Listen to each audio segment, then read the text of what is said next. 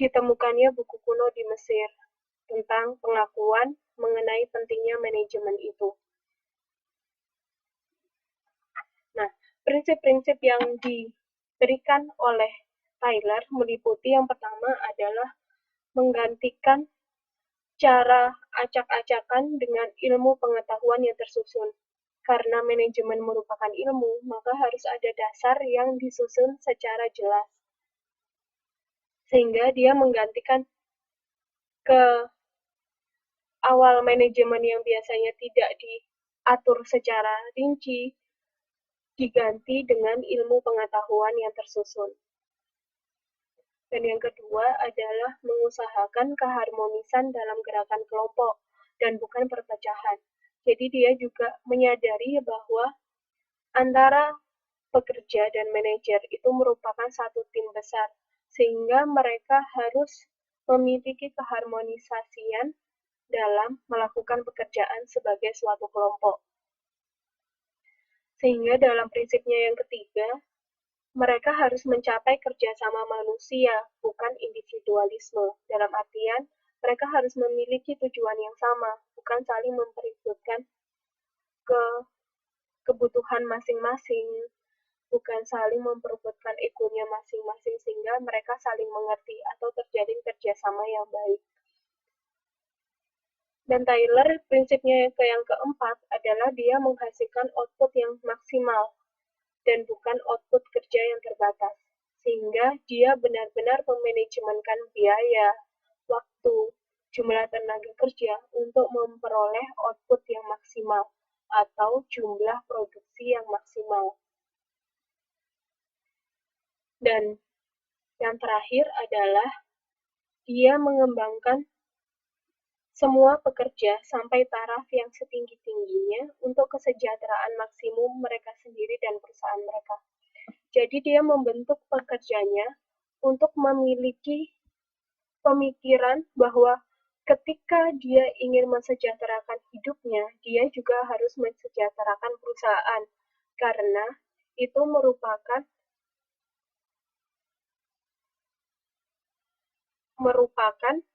salah satu cara di mana dia harus mencapai tujuan. Halo, ya, Mbak Nuryati sama Mas Sahid, suara saya masih terputus-putus. Ya, saya lanjutkan. Jadi, mereka harus sadar tentang peran mereka sebagai pekerja serta peran perusahaan sebagai media mereka untuk memperoleh kesejahteraan. Jadi, di dalam hal terpenting yang dikemukakan oleh Tyler, dia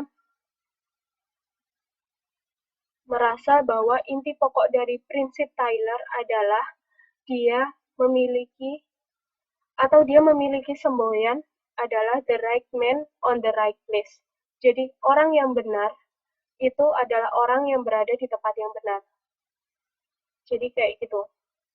Dalam artian kita harus melakukan hal yang baik di dalam atau di tempat yang baik pula.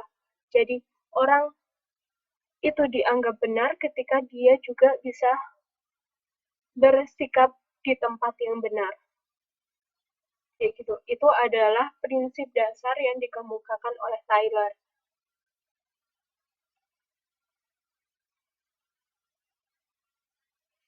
Mungkin ada pertanyaan?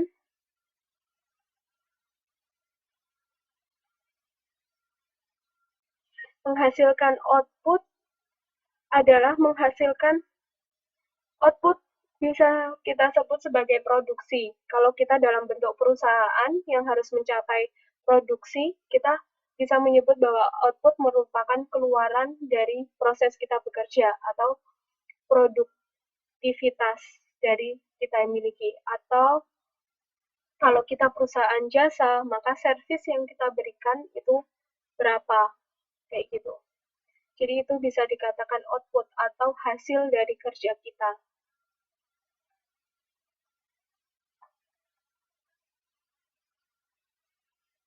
Ada pertanyaan lagi Mbak Kustia tentang output? Lanjut. Pengeluaran barang. Iya.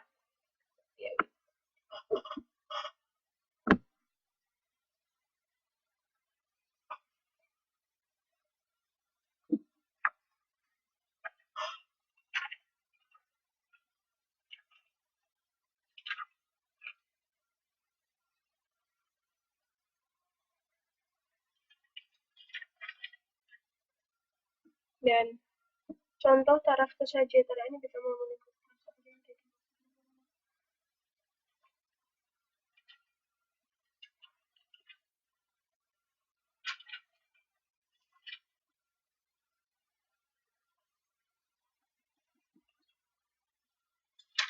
Nah, selanjutnya adalah perkembangan sejarah dari manajemen itu sendiri. Hingga saat ini, kita berada dalam manajemen modern. Sebenarnya proses manajemen itu adalah untuk, seperti yang saya jelaskan tadi, dia merupakan cara kita memenuhi kebutuhan kita. Tetapi kita harus mampu menjawab tantangan zaman, di mana setiap kebutuhan kita dari tahun per tahun itu berbeda. Misalnya, kebutuhan kita paling mudah adalah kebutuhan kita sebagai manusia di era global, yaitu kita harus mampu mengikuti perkembangan teknologi, sehingga kita tidak, istilahnya kayak tidak ketinggalan zaman, bahwa kita mampu bekerja dengan teknologi yang berkembang makin pesat saat ini.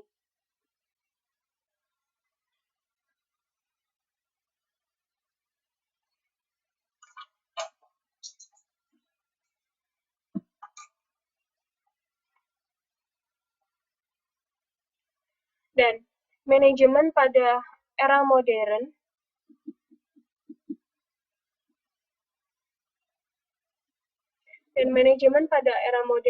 itu kurang lebih dia menuntut beberapa hal, yaitu 5 hal. Pertama, dia manajemen berdasarkan hasil, di mana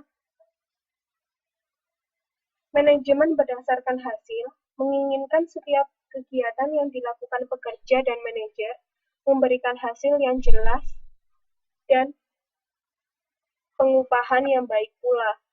Konsep ini misalnya tidak menginginkan sebuah laporan tahunan dari seorang manajer yang hanya berisi tentang kegiatan belaka, tetapi dia harus memiliki perincian yang jelas juga. Dengan adanya kejelasan, maka semua pihak dapat mengukur kemampuannya dalam menghasilkan suatu unit produk. Jadi semakin manajemen ini dipengetahui ilmunya, maka kita harus mempelajari ilmu manajemen secara rigid.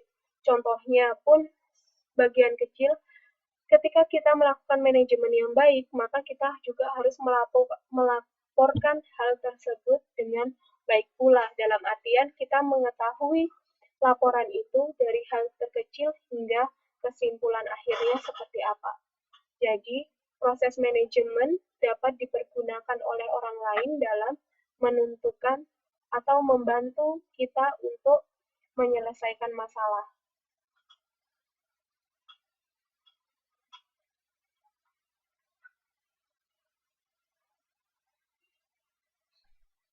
Dan manajemen berdasarkan tanggung jawab sosial. Jadi manajemen juga mengajarkan bahwa kita harus memiliki tanggung jawab sosial. Misalnya, ketika kita bekerja di pabrik, kita menggunakan mesin-mesin tertentu. Nah, manajemen yang baik adalah kita di awal kita diberi kemampuan atau pelatihan tentang bagaimana cara menggunakan mesin itu sendiri. Dan selanjutnya kita harus bertanggung jawab terhadap penggunaan dari mesin itu sendiri. Ketika kita menggunakan, kita harus bisa bagaimana cara membersihkannya, bagaimana cara memperbaikinya, bagaimana cara merawatnya, dan lain-lain. Jadi semakin berkembangnya manajemen di era modern ini, semakin banyak tuntutan atau hal-hal yang kita ketahui tentang pentingnya manajemen di kehidupan kita sehari-hari. Nah, selanjutnya adalah kita juga dituntut untuk memahami manajemen berdasarkan sasaran. Jadi, manajemen berdasarkan sasaran itu bisa berarti bahwa kita dapat mencapai sasaran sesuai dengan prestasi per unitnya, dalam artian output yang kita keluarkan atau produktivitas yang kita keluarkan, serta prestasi dari individu karyawan itu sendiri. Manajemen yang baik adalah ketika dia dapat meningkatkan prestasi individu. Selain itu, dia juga dapat meningkatkan produktivitas dari proses kerjanya.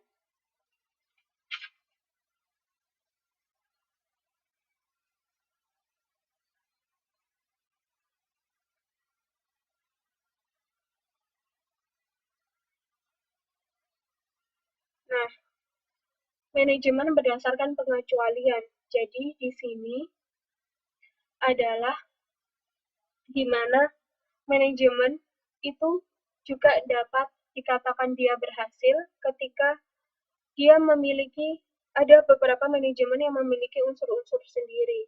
Dalam artian, mereka melihat keberhasilan itu dari suatu pengukuran, dari ramalan tahun ke depan.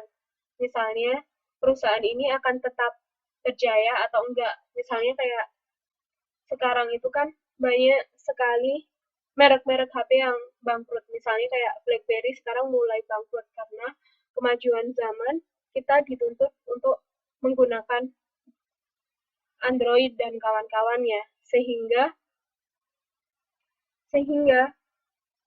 proyeksi kita ke depan merupakan suatu manajemen yang tidak bisa kita tinggalkan. Dalam artian, kita juga harus mempertimbangkan apakah perusahaan kita ini mampu bersaing untuk masa ke depannya atau tidak.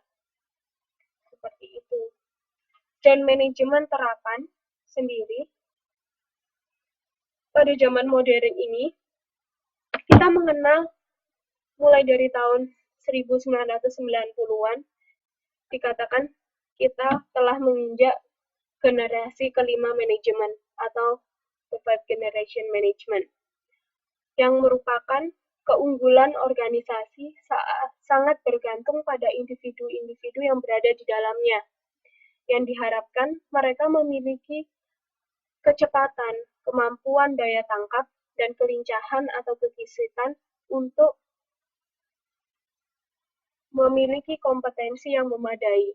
Dalam artian, inti general dari manajemen modern adalah dia dapat menjawab tantangan dari kemodernisasian itu sendiri, sehingga dia dituntut untuk dia memiliki banyak kemampuan, kekreativitasan, serta kemampuan untuk mengerti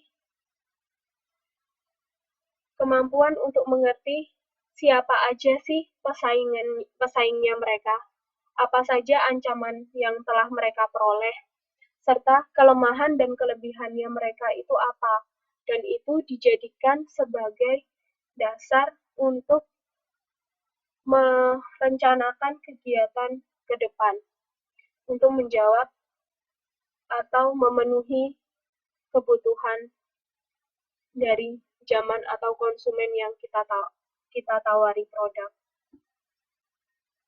Gitu. Dari penjelasan tersebut, ada pertanyaan atau enggak dari teman-teman?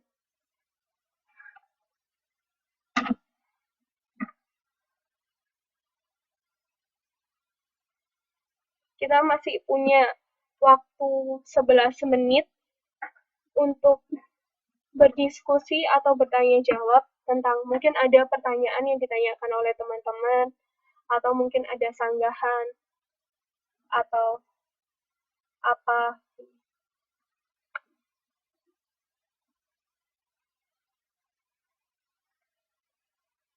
Kata sederhana untuk memahami manajemen modern adalah kemampuan untuk